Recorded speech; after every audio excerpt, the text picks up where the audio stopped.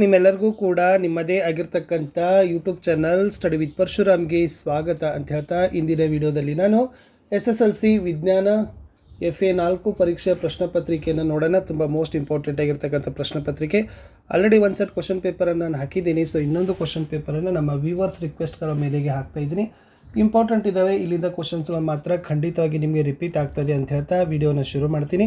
ಹೆಚ್ಚಿನ ವಿಡಿಯೋಗಳು ನಮ್ಮ ಯೂಟ್ಯೂಬ್ ಚಾನಲ್ದಲ್ಲಿದ್ದಾವೆ. ಲೈಕ್, ಶೇರ್ ಮತ್ತು ಸಬ್ಸ್ಕ್ರೈಬ್ ಮಾಡೋದನ್ನು ಮಾತ್ರ ಮರೆಯದಿರಿ ಅಂತ ಹೇಳ್ತಾ, ಸೊ ಪ್ಲೇಲಿಸ್ಟ್ ಲಿಂಕ್ ಇದೆ. SSLC FA ಮತ್ತು SA ಕ್ವಶನ್ ಪೇಪರ್ 2025-26 ಒತ್ತಿದರೆ ಸಾಕು, ನಿಮಗೆ ಹೆಚ್ಚಿನ ನಮ್ಮ FA 4 ಪರೀಕ್ಷಾ ಪ್ರಶ್ನೆ ಪತ್ರಿಕೆಗಳು ಸಿಗ್ತವೆ.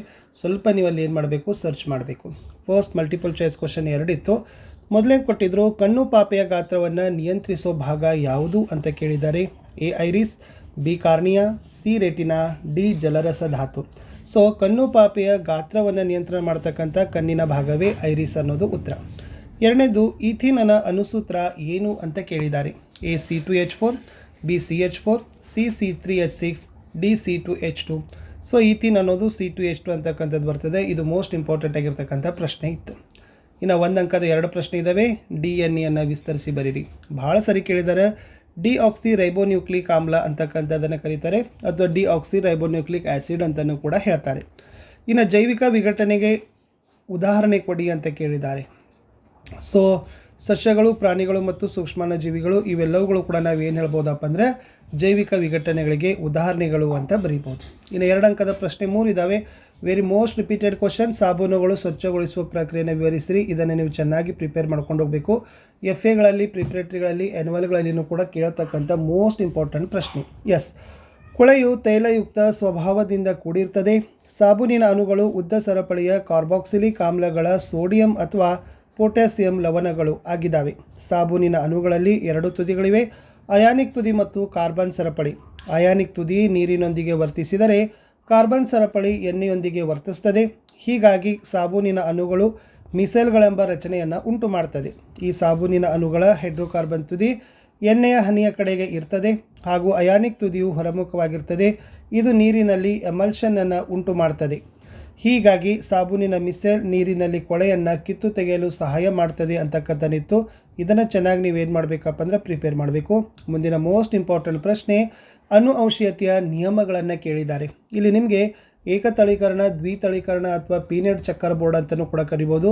ಸೊ ಮೆಂಡಲ್ರವರ ಚಕ್ಕರ್ ಬೋರ್ಡ್ಗಳನ್ನು ನೀವು ಚೆನ್ನಾಗಿ ಪ್ರಾಕ್ಟೀಸ್ ಮಾಡಿ. ಸೊ ನಿಮಗೆ FAದಲ್ಲಿನೂ ಕೂಡ ಅದನ್ನು ಏನು ಮಾಡ್ತಾರಪ್ಪ ಅಂದರೆ ಕೇಳ್ತಾರೆ. ಅಲ್ಲಿರ್ತಕ್ಕಂಥ ವ್ಯಕ್ತವಾಗುವ ಅನುಪಾತಗಳನ್ನು ಕೂಡ ಕೇಳ್ತಾರೆ, ಅದನ್ನು ಪ್ರಿಪೇರ್ ಮಾಡಿ. ಇಲ್ಲಿ ಅನುವಂಶೀಯತೆ ನಿಯಮಗಳಂತಂದರೆ, ಮಾನವರಲ್ಲಿ ತಂದೆ ಮತ್ತು ತಾಯಿಯೊಬ್ಬರು ಮಗುವಿಗೆ ಅನುವಂಶೀಯ ವಸ್ತುವಿನ ಪ್ರಮಾಣವನ್ನು ಸಮಾನವಾಗಿ ನೀಡ್ತಾರೆ.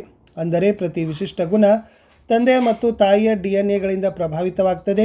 ಆದ್ದರಿಂದ ಪ್ರತಿಯೊಂದು ಮಗುವಿನಲ್ಲೂ ಪ್ರತಿಯೊಂದು ವಿಶಿಷ್ಟತೆಗೆ ಸಂಬಂಧಿಸಿದಂತೆ 2 ಬಗೆಗಳಿದ್ದಾವೆ ಅನ್ನೋದೇ ಅನುವಂಶೀಯತೆಯ ನಿಯಮಗಳಲ್ಲಿ ಬರ್ತದೆ. ಇನ್ನು ಮೋಸ್ಟ್ ಇಂಪಾರ್ಟೆಂಟ್ ಪ್ರಶ್ನೆ, ತ್ಯಾಜ್ಯ ವಿಲೇವಾರಿ ಕಡಿಮೆ ಮಾಡಲು. ಇಲ್ಲಿ ತ್ಯಾಜ್ಯ ವಿಲೇವಾರಿ ಕಡಿಮೆ ಮಾಡ್ಬೋದು, ಅಥವಾ ನಿಮಗೆ ಓಝೋನ್ ಬರ್ತದೆ. ಸೊ ಓಝೋನ್ ವಿಘಟನೆಗೆ ಕಾರಣವಾದ ಅಂಶಗಳೇನು, ಓಝೋನ್ನ ಪರಿಣಾಮಗಳೇನು, ಓಝೋನ್ ಹೇಗೆ ನಶಿಸ್ತಾ ಇದೆ, ಡಿಫ್ಲೆಷನ್ ಆಗ್ತಾ ಇದೆ ಅಂತಕ್ಕಂಥ ಕೂಡ ಪ್ರಶ್ನೆಗಳು ಬರ್ಬೋದು. ಇಲ್ಲಿ ನಾನು ತ್ಯಾಜ್ಯ ವಿಲೇವಾರಿ ಕಡಿಮೆ ಮಾಡಲಿಕ್ಕೆ ಹೇಳಿದ್ದೀನಿ. ಸೊ ನೋಡಿ, ಜೈವಿಕ ವಿಘಟನೀಯವಲ್ಲದ ವಸ್ತುಗಳ ಬಳಕೆಯನ್ನು ಕಡಿಮೆ ಮಾಡಬೇಕು, ಅಂದರೆ ಮರುಬಳಕೆಯನ್ನು ಮಾಡಬೇಕು. ಈ ಸಾವಯವ ತ್ಯಾಜ್ಯವನ್ನು ಗೊಬ್ಬರವಾಗಿ ಪರಿವರ್ತನೆ ಮಾಡಬೇಕು. ಇದು ಮಣ್ಣಿನ ಫಲವತ್ತತೆಯನ್ನು ಹೆಚ್ಚಿಸಲಿಕ್ಕೆ ಸಹಾಯವನ್ನು ಮಾಡ್ತದೆ. ಪರಿಸರ ಸ್ನೇಹಿ ವಸ್ತುಗಳನ್ನು ಬಳಸೋದು, ಉದಾಹರಣೆಗೆ ಪ್ಲಾಸ್ಟಿಕ್ ಚೀಲಗಳ ಬದಲಿಗೆ ಬಟ್ಟೆ ಚೀಲಗಳನ್ನು ಬಳಸ್ಬೋದು ಅನ್ನೋದನ್ನು ನೀವೇನು ಮಾಡಬೇಕು, ಬರಿಬೇಕು. ಇದು ತ್ಯಾಜ್ಯ ವಿಲೇವಾರಿ ಕಡಿಮೆ ಮಾಡಲಿರ್ತಕ್ಕಂಥ 2 ಕ್ರಮಗಳಿತ್ತು. ಸೊ ಚೆನ್ನಾಗಿ ಓಝೋನ್ಗಳ ಬಗ್ಗೆಯೂ ಕೂಡ ನೀವೇನು ಮಾಡಬೇಕಪ್ಪ ಅದರಲ್ಲಿ ನೋಡ್ಕೊಂಡು ಹೋಗಬೇಕು. ಇನ್ನು ಮೋಸ್ಟ್ ಇಂಪಾರ್ಟೆಂಟ್, ಭಾಳ ಸರಿ ಕೇಳ್ತಾರೆ, ಪರ್ಯಾಪ್ತ ಮತ್ತು ಅಪರ್ಯಾಪ್ತ ಕಾರ್ಬನ್ಗಳ ನಡುವಿನ ವ್ಯತ್ಯಾಸ. ಎಸ್, ಪರ್ಯಾಪ್ತದಲ್ಲಿ ಏನಿರ್ತದೆ ಅಂದರೆ 2 ಅನುಕ್ರಮ ಕಾರ್ಬನ್ ಪರಮಾಣುಗಳ ನಡುವೆ ಏಕಬಂಧನೆ ಇರ್ತದೆ. ಬಟ್ ಅಪರ್ಯಾಪ್ತದಲ್ಲಿ 2 ಅನುಕ್ರಮ ಕಾರ್ಬನ್ ಪರಮಾಣುಗಳ ನಡುವೆ ದ್ವಿಬಂಧ ಅಥವಾ ತ್ರಿಬಂಧ ಇರ್ತದೆ. ಇನ್ನು ಪರ್ಯಾಪ್ತ ಕಾರ್ಬನ್ಗಳು ಕಡಿಮೆ ಕ್ರಿಯಾಶೀಲ, ಅಪರ್ಯಾಪ್ತ ಕಾರ್ಬನ್ಗಳು ಹೆಚ್ಚು ಕ್ರಿಯಾಶೀಲ. ಪರ್ಯಾಪ್ತ ಕಾರ್ಬನ್ ದಹಿಸಿದಾಗ ಸ್ವಚ್ಛ ಜ್ವಾಲೆ ಕೊಡ್ತವೆ, ಅಪರ್ಯಾಪ್ತ ಕಾರ್ಬನ್ ದಹಿಸಿದಾಗ ಹಳದಿ ಅಥವಾ ಕಪ್ಪು ಬಣ್ಣದ ಜ್ವಾಲೆ ಕೊಡ್ತವೆ. ಇದು ಆದೇಶನ ಕ್ರಿಯೆಗೆ ಒಳಪಡ್ತದೆ. ಅಪರ್ಯಾಪ್ತ ಸಂಕಲನ ಮತ್ತು ಆದೇಶನ 2 ಕ್ರಿಯೆಗೆ ಒಳಪಡ್ತದೆ ಅನ್ನೋದಿತ್ತು. ಸೊ ಇದನ್ನು ಚೆನ್ನಾಗಿ ನೀವೇನು ಮಾಡಬೇಕು ಫ್ರೆಂಡ್ಸ್, ಪ್ರಿಪೇರ್ ಮಾಡ್ಕೊಂಡು ಹೋಗಲೇಬೇಕು. ಇನ್ನು ಮಾನವನಲ್ಲಿ ಮಗುವಿನ ಲಿಂಗವು ಹೇಗೆ ನಿರ್ಧರಿತವಾಗ್ತದೆ ಅಂತ ಕೇಳಿದರೆ ವೆರಿ ಮೋಸ್ಟ್ ಇಂಪಾರ್ಟೆಂಟ್ ಕೇಳತಕ್ಕಂಥ ಪ್ರಶ್ನೆ. ಎಸ್, ಮಾನವನಲ್ಲಿ ಲಿಂಗವು ತಳೀಯವಾಗಿ ನಿರ್ಧರಿಸಲ್ಪಡ್ತದೆ. ನಮ್ಮ ಪೋಷಕರಿಂದ ಪಡೆದ ವಂಶವಾಹಿಗಳು ನಾವು ಹುಡುಗರಾಗುತ್ತೇವೆಯೋ ಅಥವಾ ಹುಡುಗರಾಗುತ್ತೇವೆಯೋ ಎಂಬುದನ್ನು ನಿರ್ಧರಿಸ್ತದೆ. ಮನುಷ್ಯರ ಎಲ್ಲ ವರ್ಣತಂತುಗಳು ಜೋಡಿಯಾಗಿರೋದಿಲ್ಲ. ಮಾನವರ ಬಹುತೇಕ ವರ್ಣತಂತುಗಳು ತಂದೆ ಮತ್ತು ತಾಯಿಯ ಪ್ರತಿಗಳನ್ನು ಹೊಂದಿದ್ದು ನಮ್ಮಲ್ಲಿ ಇಂತಹ 22 ಜೋಡಿಗಳಿವೆ.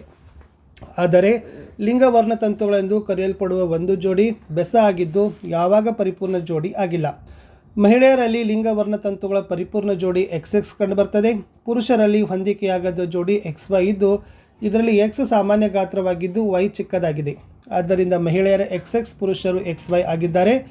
ಎಲ್ಲ ಮಕ್ಕಳು ತಮ್ಮ ತಾಯಿಯಿಂದ ಅವರು ಹುಡುಗ ಮತ್ತು ಹುಡುಗಿಯಾಗಿದ್ದರೂ X ವರ್ಣತಂತುವನ್ನೇ ಪಡೆದುಕೊಳ್ಳುತ್ತಾರೆ. ತಂದೆಯಿಂದ X ವರ್ಣತಂತು ಪಡೆದ ಮಗು ಹುಡುಗಿಯಾಗುತ್ತದೆ, Y ವರ್ಣತಂತು ಪಡೆದ ಮಗು ಹುಡುಗನಾಗುತ್ತಾನೆ. ಹೀಗಾಗಿ ತಮ್ಮ ತಂದೆಯಿಂದ ಅನುವಂಶೀಯವಾಗುವ ವರ್ಣತಂತುವಿನಿಂದ ಮಕ್ಕಳ ಲಿಂಗ ನಿರ್ಧರಿಸಲ್ಪಡುತ್ತದೆ ಅನ್ನೋದನ್ನು ಬರೆದ್ರೆ ಸಾಕು. ಇಲ್ಲಿ ಲಾಸ್ಟ್ಗೆ ಇಲ್ಲಿ ಕಣ್ಣಿನ ರಚನೆ ಚಿತ್ರವನ್ನು ಹಾಕಿದ್ದಾರೆ. ಸೊ ಆಲ್ಮೋಸ್ಟ್ ಇದು ಕಣ್ಣಿನ ರಚನೆ ಚಿತ್ರ ನಿಮಗೆ ಬರದೇ ಇದ್ದರೆ ಇಲ್ಲಿ ವಿಶೇಷವಾಗಿ ನೀವು ಏನು ಮಾಡಬೇಕಪ್ಪ ಅಂತಂದರೆ ಸಮೀಪ ದೃಷ್ಟಿ ದೋಷ, ಓಕೆನಾ, ಆಮೇಲೆ ದೂರದೃಷ್ಟಿ ದೋಷ, ಇದನ್ನು ನೀವು ಚೆನ್ನಾಗಿ ಏನು ಮಾಡಿ ಅಂತಂದರೆ ಕಲ್ಕೊಂಡೋಗಿ. ಓಕೆ, ಸಮೀಪ ದೃಷ್ಟಿ ದೋಷ ಮತ್ತು ದೂರದೃಷ್ಟಿ ದೋಷ ಇದನ್ನು ನೀವು ಪ್ರಿಪೇರ್ ಮಾಡ್ಕೊಂಡು ಹೋದರೆ ಈ ಪಾಠದಿಂದ ಈ ಕಣ್ಣಿನ ಚಿತ್ರದ ಬದಲಾಗಿ ನಿಮ್ಗೆ ಏನಾಗ್ಬೋದು, ಪ್ರಶ್ನೆಗಳನ್ನು ಅಲ್ಲಿ ಬರಬಹುದು. ಸೊ ಅಲ್ಲಿ ಪಿನ ಮಸೂರ, ನಿಮ್ನ ಮಸೂರ ಬರ್ತದೆ, ಆಮೇಲೆ ಅದರ ಗುಣಗಳು, ಓಕೆನಾ, ಆಮೇಲೆ ಸಮೀಪ ದೃಷ್ಟಿ ದೋಷಕ್ಕೆ ಕಾರಣ ಏನದ, ಆಮೇಲೆ ದೂರದೃಷ್ಟಿಗೆ ಕಾರಣ ಏನದ, ಸೊ ಅದನ್ನು ಕೂಡ ಕಣ್ಣಿನ ಹೊಂದಾಣಿಕೆ ಸಾಮರ್ಥ್ಯ ಅದನ್ನು ಕೂಡ ನೀವು ಚೆನ್ನಾಗಿ ಪ್ರಿಪೇರ್ ಮಾಡ್ಕೊಂಡೋಗಿ. ಇನ್ ಕೇಸ್ ನಿಮಗೆ ಕಣ್ಣಿನ ರಚನೆ ಚಿತ್ರ ಬರದೇ ಇತ್ತಂದರೆ. ಇಷ್ಟಿತ್ತು ಈ ವಿಡಿಯೋದಲ್ಲಿ ಅಂತ ಹೇಳ್ತಾ ವಿಡಿಯೋನ ಲೈಕ್, ಶೇರ್ ಮತ್ತು ಸಬ್ಸ್ಕ್ರೈಬ್ ಮಾಡೋದನ್ನು ಮಾತ್ರ ಮರೆಯದಿರಿ. ಹೆಚ್ಚಿನ ವಿಡಿಯೋಗಳು ನಮ್ಮ ಯೂಟ್ಯೂಬ್ ಚಾನಲ್ನಲ್ಲಿದ್ದಾವೆ. ಸೊ ಖಂಡಿತವಾಗಿ ಅವುಗಳನ್ನು ನೋಡಿ. ನಿಮ್ಮ ಪ್ರಿಪ್ರೇಟರಿ ಎಕ್ಸಾಮ್ಗಂತೂ ಕೂಡ ತುಂಬ ಮೋಸ್ಟ್ ಇಂಪಾರ್ಟೆಂಟ್ ಆಗಿರ್ತಕ್ಕಂಥ ವಿಡಿಯೋಗಳನ್ನೇ ಕೊಡ್ತಾ ಇದ್ದೀವಿ, ಓಕೆನಾ. ಸೊ ಇವಾಗ ಸ್ಕೋರಿಂಗ್ ಪ್ಯಾಕೇಜ್ ವಿಡಿಯೋಗಳಿದ್ದಾವೆ. ಎಸ್, ಅಲ್ಲಿ ಡೀಟೇಲಾಗಿ ನಾವು ಏನು ಮಾಡಿದ್ದೀವಿ ಅಂದರೆ ಮಂಡಳಿಯವರ ಬ್ಲೂ ಪ್ರಿಂಟ್ ಆಗಿರ್ಬೋದು, ಜೊತೆಗೆ ಈ ಒಂದು LBA LBA ಮತ್ತು ಬ್ಲೂ ಪ್ರಿಂಟ್ ಎರಡನ್ನೂ ಇಟ್ಟುಕೊಂಡು ಸೊ ನಾವು ಪ್ರಶ್ನೆ ಪತ್ರಿಕೆಯನ್ನು ನಿಮಗೆ ರೆಡಿ ಮಾಡಿ ಕೊಡ್ತಾ ಇದ್ದೀವಿ. ಇಂಪಾರ್ಟೆಂಟ್ ಕ್ವಶನ್ಸ್ಗಳನ್ನು ಕೊಡ್ತಾ ಇದ್ದೀವಿ. ಅವುಗಳ ಬೆನಿಫಿಟನ್ನು ತೊಗೊಳ್ರಿ. ಲೈಕ್, ಶೇರ್ ಮತ್ತು ಸಬ್ಸ್ಕ್ರೈಬ್ ಮಾಡಿ. ಕಮೆಂಟ್ ಪಕ್ಕ ಹೈಪ್ ಇದೆ. ಸೊ ಹೈಪನ್ನು ಒತ್ತೋದ್ರಿಂದ ನೀವು ಇನ್ನಷ್ಟು ವಿಡಿಯೋಗಳನ್ನು ಏನು ಮಾಡ್ತೀರಿ, ಹೆಚ್ಚಿಗೆ ನೋಡಲಿಕ್ಕೆ ಇಷ್ಟಪಡ್ತೀರಿ ಅಂತ ಹೇಳ್ತಾ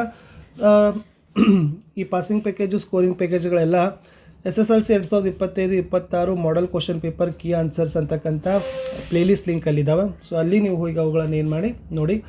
ಕಮೆಂಟ್ ಪಕ್ಕದಲ್ಲಿ ಹೈಪ್ ಇದೆ ಫ್ರೆಂಡ್ಸ್. ಸೊ ಹೈಪನ್ನು ಮಾಡೋದ್ರಿಂದ ನಮಗೆ ಇನ್ನಷ್ಟು ಮೋಟಿವೇಶನ್ ಸಿಗ್ತದೆ. ಇಲ್ಲಿವರೆಗೆ ವಿಡಿಯೋಗಳನ್ನು ವಾಚ್ ಮಾಡಿದ್ದಕ್ಕೆ ಮಾತ್ರ ಧನ್ಯವಾದಗಳು ಅಂತ ಹೇಳ್ತಾ ಸೊ ನಾನು ಸಿಗ್ತೀನಿ ಹೊಸ ವಿಡಿಯೋದಲ್ಲಿ. ಸೊ ಈ ಕ್ವಶನ್ ಪೇಪರ್ಸ್ಗಳಲ್ಲಿರ್ತಕ್ಕಂಥ ಪ್ರಶ್ನೆಗಳು ರಿಪೀಟ್ ಆಗ್ತದೆ. ಬಟ್ ನಿಮಗೆ ಯಾವೆಲ್ಲ ಯೂನಿಟ್ಸ್ಗಳನ್ನು ನಿಮ್ಮ ಶಾಲೆಯಲ್ಲಿ ಶಿಕ್ಷಕರು ಹೇಳಿದಾರಲ್ಲ ಅದನ್ನು ಚೆನ್ನಾಗಿ LBAನ ಇಟ್ಕೊಂಡು ನೀವು ಓದಿದರೆ ಖಂಡಿತವಾಗಿ FAದಲ್ಲಿ ನೀವು ಅಂಕಗಳನ್ನು ಗಳಿಸ್ತೀರಿ. ಈ FAದಲ್ಲಿನ ಅಂಕಗಳನ್ನೇ ನಿಮಗೆ ಇಂಟರ್ನಲ್ಗೆ ಏನು ಮಾಡ್ತಾರಪ್ಪ ಅಂದರೆ ಮೋಸ್ಟ್ ಇಂಪಾರ್ಟೆಂಟ್ ಇದೆ. ಸೊ ಇಷ್ಟೇ ಇತ್ತು ಈ ವಿಡಿಯೋದಲ್ಲಿ ಅಂತ ಹೇಳ್ತಾ ವಾಚ್ ಮಾಡಿದ್ದಕ್ಕೆ ಧನ್ಯವಾದಗಳು. ಮತ್ತು ಸಿಗುವ ಹೊಸ ವಿಡಿಯೋದಲ್ಲಿ ಬಾಯ್.